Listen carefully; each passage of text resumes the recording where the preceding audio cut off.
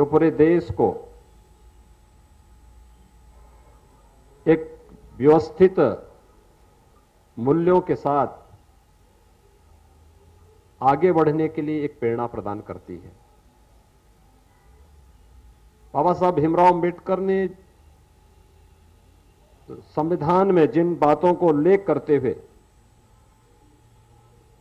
इसको बार बार कहा था कि आखिर मेरा आदर्श क्या है, यानी संविधान केवल एक पुस्तिका नहीं, एक ग्रंथ नहीं, भारत को क्या चाहिए और अनंत काल तक भारत को कैसे यह संविधान आगे बढ़ाएगा। तो उसमें उन्होंने जिन बातों का उल्लेख किया, केवल 3 शब्दों के आधार पर उन्होंने सब कुछ कह दिया। स्वतंत्रता, समानता और बंधुत्व इस संविधान का आदर्श होगा। अब याद करिए, भारत के संविधान ने देश को सम विषम परिस्थितियों में कैसे एक नई दिशा दी है। कुछ लोगों ने संविधान का गला घोंटने का प्रयास किया था इमरजेंसी के समय में, लोकतंत्र को रौंदने का कार्य किया था, लेकिन पूरा देश एकजुट होकर के जोरदार प्रतिक्रिया व्यक्त किया था, प्रतिकार किया था। और यही नहीं, हम लोग जब इन सब मुद्दों को देकर देखते हैं, आखिर एक समता मूलक समाज की स्थापना किए बगैर एक सशक्त और समर्थ भारत की परिकल्पना ही बेमानी होगी।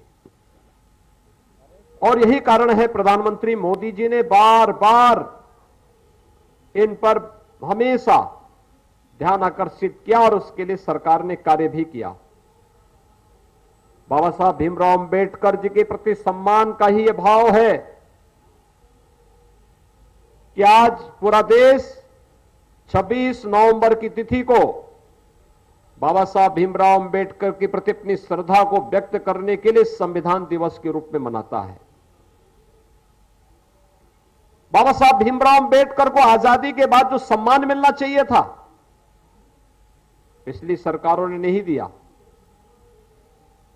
देश के प्रधानमंत्री के रूप में मोदी जी पहले प्रधानमंत्री हैं जिन्होंने इस देश के अंदर बाबा साहब भीमराव अंबेडकर की भावनाओं के अनुरूप भारत के निर्माण के लिए बिना भेदभाव के समाज के प्रत्येक तबके को शासन की कल्याणकारी योजनाओं के साथ जोड़ने का कार्य किया। बाबा साहब भीमराव अंबेडकर के जुड़े हुए 5 प्रमुख स्थलों को पंचतीर्थ के रूप में विकसित किया। और मैं अंबेडकर महासभा को इस बात के लिए धन्यवाद दूंगा कि अंबेडकर महासभा जिन बातों को लेकर के दशकों से लड़ रहा था कि लखनऊ में भी बाबा साहब भीमराव अंबेडकर का एक भव्य सांस्कृतिक और केंद्र और स्मारक बनना चाहिए, प्रदेश सरकार ने न केवल उसको अपनी सहमति और स्वीकृति दी, बल्कि देश के महामहिम राष्ट्रपति जी के कर कमलों से इस कार्यक्रम का शुभारंभ भी कर दिया है। और लखनऊ में ऐशबाग में एक भव्य स्मारक और सांस्कृतिक केंद्र बाबा साहब भीमराव अंबेडकर को समर्पित होने जा रहा है। इस सांस्कृतिक केंद्र और स्मारक में ये केवल एक औपचारिकता नहीं होगी, हम उसमें संविधान की डिबेट भी रखेंगे।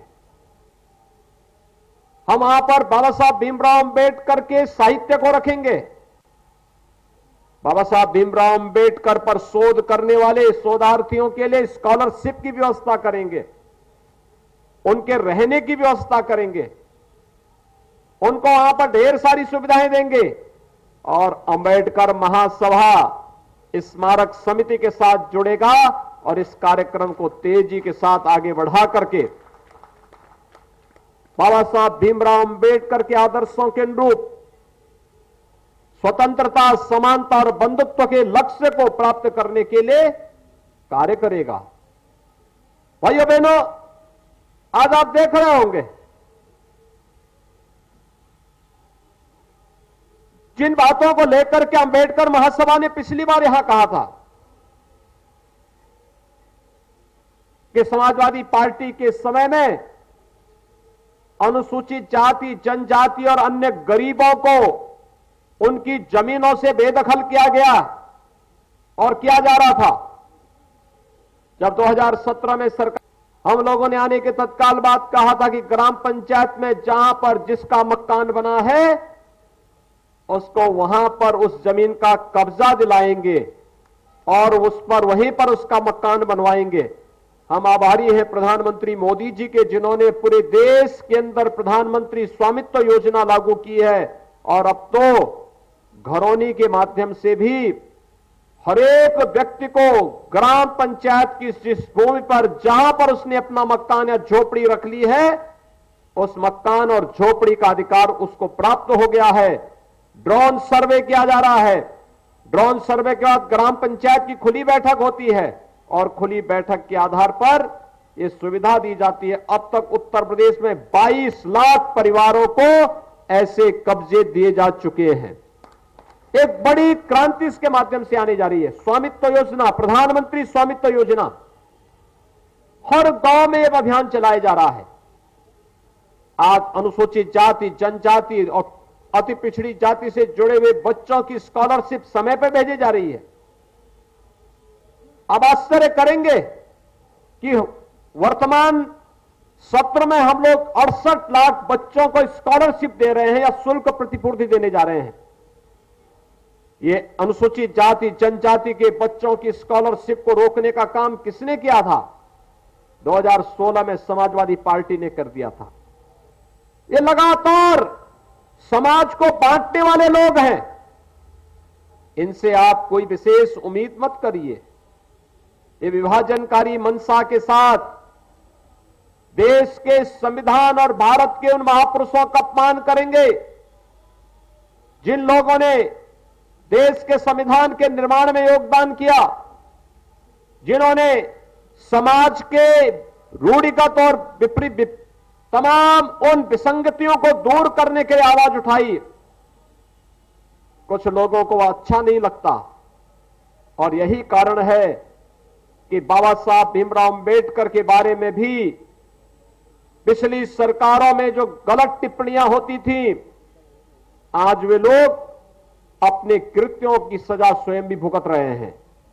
लेकिन यह देश बाबा साहब भीमराव अंबेडकर के प्रति कृतज्ञता ज्ञापित करते हुए भारत माता के इस महान सपूत के प्रति सदैव सदैव कृतज्ञता ज्ञापित करेगा। आज 66वें महापरिनिर्वाण दिवस के अवसर पर हम सब भारत माता की इस महान सपूत के प्रति उसी कृतज्ञता को निवेदित करने के लिए यहां पर इस स्मारक समिति के इस कार्यक्रम में यहां पर उपस्थित हुए हैं। मैं एक बार फिर से अंबेडकर महासभा को इस कार्यक्रम के लिए हृदय से साधुवाद देते हुए उन्हें आश्वस्त करता हूं कि बाबा साहब भीमराव अंबेडकर के जिस मिशन को लेकर के अंबेडकर महासभा कार्य कर रही है, प्रदेश सरकार लगातार उन कार्यक्रमों के लिए, उन मूल्यों के लिए कार्य करेगी। आप सबके प्रति मैं हृदय से अपनी शुभकामनाएं देता हूं और बाबा साहब भीमराव अंबेडकर के समाज और राष्ट्र को दिए गए उन बहुमूल्य आदर्शों के प्रति उन्हें विनम्र श्रद्धांजलि अर्पित करते हुए अपनी वाणी को विराम देता हूं। धन्यवाद। जय हिंद।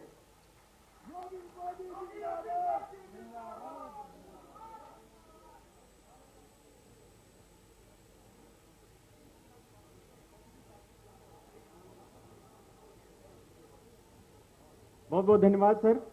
माननीय मुख्यमंत्री जी का अति व्यस्त कार्यक्रम है, आप प्रस्थान कर रहे हैं, लेकिन बाकी कार्यक्रम चलता रहेगा, बाकी कार्यक्रम चलेगा। उपस्थित सभी सम्मानित अतिथियों से अनुरोध है कि कृपया बैठे रहें।